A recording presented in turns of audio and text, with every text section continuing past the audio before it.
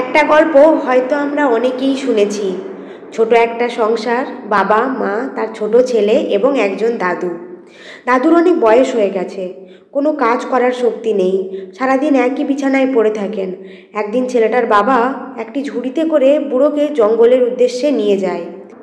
বেশ কিছু দূর যাওয়ার পর ছেলেটি বাবাকে জিজ্ঞেস করলো, বাবা, তুমি দাদুকে ঝুড়িতে করে কোথায় নিয়ে যাচ্ছ?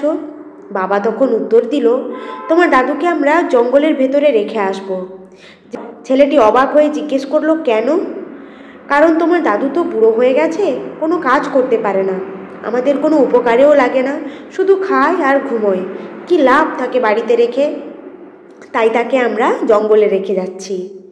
ও, কিছুক্ষণ কি যেন ভাবলো ছোট ছেলেটি, তারপর বলল, ঠিক আছে বাবা, কিন্তু দাদুকে রেখে আসার সময় আমরা কিন্তু অবশ্যই ঝুড়িটা নিয়ে আসব।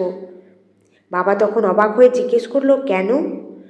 কারণ এই ঝুড়িটি আমার কাজে লাগবে, কারণ একদিন তো তুমিও দাদুর মতো বুড়ো হবে, তুমিও তো আমাদের কোনো কাজে লাগবে না, তুমিও শুধু খাবে আর ঘুমোবে, তুমিও কোনো কাজ করতে পারবে না, আমাদের কোনো উপকারেও তুমি লাগবে না, তাহলে তোমাকে শুধু শুধু বাড়িতে রেখে আমরা কি করব?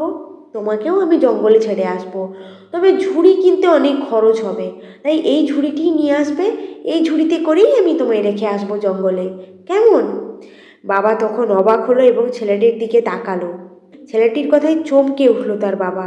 হঠাৎ করেই নিজের ভুল বুঝতে পারলো যে সে যখন ছোট ছিল, যখন তার কোনো কাজ করার ক্ষমতা ছিল না, তখন তার বাবাই তাকে যত্ন করে বড় করেছে।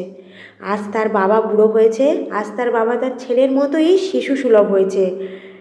ছোটবেলায় যেমন তার বাবা তাকে বুকের মধ্যে আগলে রেখেছিল, এখন তেমনই তার দায়িত্ব তার বাবাকে আগলে রাখা। একই সময়ে তার বাবার প্রতি তার সেবা হয়তো কিছুটা হলেও তার বাবার প্রতি তার ঋণ শোধ করতে পারবে।